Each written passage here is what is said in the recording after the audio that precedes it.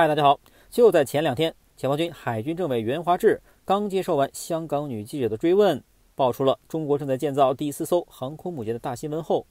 今天空军副司令王伟中将又被逮到了。同样还是香港商报的那位女记者，一路尾随追问，而且问题也同样大胆且直中要害，在此要特别表扬一下。看到这里，不禁要问：内地的女记者都去干嘛了呢？这名女记者挖新闻可谓有一手。前2天追问第4艘航母时，压根没问有没有开舰，直接上来就问是不是核动力。今天面对空军副司令，也不问轰20有没有造，上来就直接问啥时候公布，可谓很有技巧。最后搞得2位领导像约好了一样，都说快了。这里顺便提一句关于海军政委袁华志回答中国第4艘航母的问题，我在副频道已经发布了视频，感兴趣的快去观看一下吧。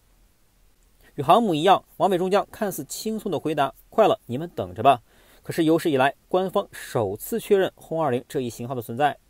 而且还在后面回答有关服役和量产问题时明确表示很快，直接就跟上了。王伟中将斩钉截铁的回答，似乎预示着这款军迷们已经翘首以盼许久的远程战略轰炸机即将与大家见面了。轰20大家关注的程度相比第4艘航母来说，可以说有过之而无不及。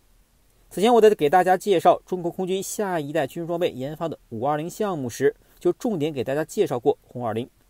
520指的是本世纪解放军研制全新一代先进空军装备中，共有5大用20来标识的型号，分别是下一代隐身战斗机歼20、下一代远程运输机运20、下一代中型通用直升机直20，以及下一代远程战略轰炸机轰20和下一代飞翼隐身无人攻击机攻击20。以上5个20型号，本频道都重点给大家做过详细介绍。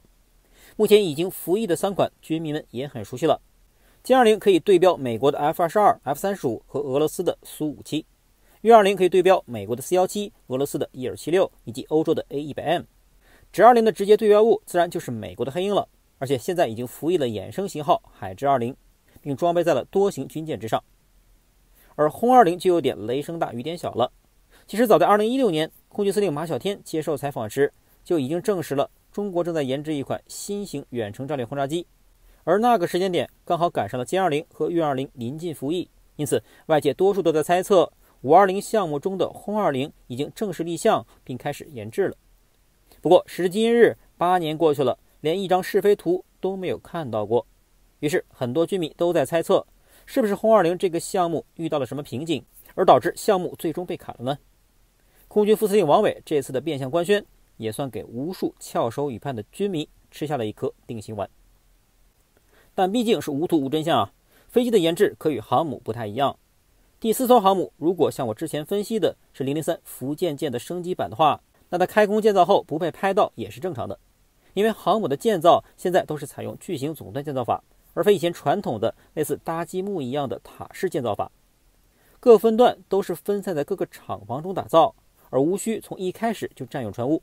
因此在各分段合拢之前，你是无法通过卫星图拍到的。但是飞机的研制可就不一样了，服役之前势必要完成大量的试飞测试，例如我国首架隐身5代战斗机歼20、首架隐身5代舰载机歼35等等，在服役之前都是有无数谍照在网上流传开来的，甚至歼20的升级版双座版歼20也被很多网友拍到过。但轰20自始至终都神龙见首不见尾，除了此前中航工业发布的宣传片结尾一架飞翼式布局的神秘机型被一块布遮盖，让人一窥其外形外，没有任何一张试飞图片曝光。而且一般新机型的试飞通常都是在白天，而不会选择晚上，因为风险实在过大。那如果是在白天试飞，这么大的一架飞机，如果说不被机场周边的民众拍到，也实在说不过去。因此综上所述，只有一种解释，那就是轰20至今还没有进行过首飞。那么8年都过去了，轰20相比其他先进机型研制的进度怎么就这么慢呢？王伟中将的快了，你们等着吧，不出意外的话，应该指的是轰20的首飞快了。但即便是首飞，8年时间也实在是长了点。而且王伟证实，轰20在研制过程中并没有技术瓶颈。那么原因可能就只有一个了，那就是轰20在研制的过程中，需求指标发生了重大调整，导致研发进度延宕，甚至不排除经历了推倒重来的过程。那么为什么会有设计需求发生重大变更的情况呢？很简单，个人大胆推估是选错了对标物。我此前给大家介绍过，当今世界还在服役的远程战略轰炸机，分别是美国的 3B 和俄罗斯的3图。3P 指的是 B52、BB 和 B2， 3图指的是图95、图22和图160。而这两国战略轰炸机的主研方向也并不相同。美国追求的是极高的隐身突防能力，标志物自然就是 B2 了，其飞翼式的隐身布局显而易见。但这种设计的弊端也很明显，那就是速度上不去。B2 的最大速度仅有 0.95 马赫，换句话说，飞翼布局以牺牲速度为代价来换取隐身突防。而俄罗斯追求的则是利用高空高速来进行突防，典型代表就是图160。其实呢，俄罗斯研制图160是为了对标美国的 BB 而来的。BB 枪骑兵海面平均速度为 0.95 马赫，高空达到 1.2 马赫，可超音速飞行。而图160则是将 BB 的各项指标再次放大，尺寸大了 35%， 航程也多了 45%， 速度则是快了 80% 之多，极速超过了 2.02 马赫。因此图160也被誉为世界最强超音速重型轰炸机。因此图160的高速特性也让其拥有优异的造势可逃逸速度，也就是说，在高速深入北约腹地投弹后，即便被发现，也可以轻松飞回本土，摆脱来追战斗机。北约那些4代机虽然速度够用，但一旦飞到俄罗斯的本土，将被防空武器或俄罗斯战机轻松击落。这样要猎杀图160这种速度怪物，那就只能靠5代机了。而 F-35A 的单发设计导致速度只有可怜的 1.6 马赫，压根追不上白天鹅。而 F-22 速度足够，隐身能力也极强，但却设计的极为短腿，除非本土配置，否则也不一定够得到。而北约是无论如何也搞不到中国歼20这款神器的，因此图160深入乌克兰境内打击战略纵深目标才游刃有余。而 B2 由于要隐身，内置弹仓就限制了载弹尺寸，只能挂在中等尺寸的重力炸弹或者短距巡航导弹，无法外挂防区外巡航导弹或者最新的高超音速武器，只能凭借极强的隐身性能突防至距离目标几十公里内进行投弹。但投弹既会暴露目标，而且 0.95 马赫的最大逃逸速度，面对任何超音速4代、5代机都只能坐以待毙。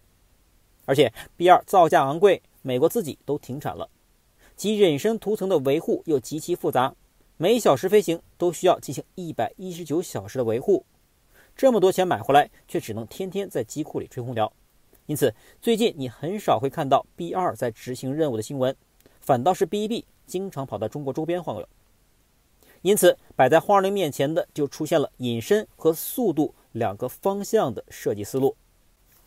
尽管中航工业早在几年前就开始疯狂暗示轰20在 copy B2， 但我始终觉得这个方向并不适合我们。因为未来的西太平洋战场能从美国航母上起飞的舰载战斗机就只有 FA-18EF 超级大黄蜂和 F-35C， 无独有偶，它们的最大速度都只有 1.6 马赫。所以未来轰20的最大逃逸速度达到或超过 1.6 马赫将是个硬指标，至于是不是飞翼布局反而没那么重要了。因此我才推估轰20的研发进度一再拖延，很有可能是设计需求发生了根本改变，从舍弃速度的飞翼隐身布局切换到了以超音速突防为主的全新设计。远程战略轰炸机毕竟不是无人机，它的设计可不是为了有去无回的一次性投放。至于轰20最终会怎么选择，王伟中将不是说了吗？快了，你们等着吧。希望轰20能够尽快首飞，一切答案也将随即揭晓。最后再提示大家一下，关于中国第4艘航母的最新消息，我已经上传至副频道，链接放在说明处，大家记得关注一下哦。好，那本期视频就录到这里，我们下期视频再见。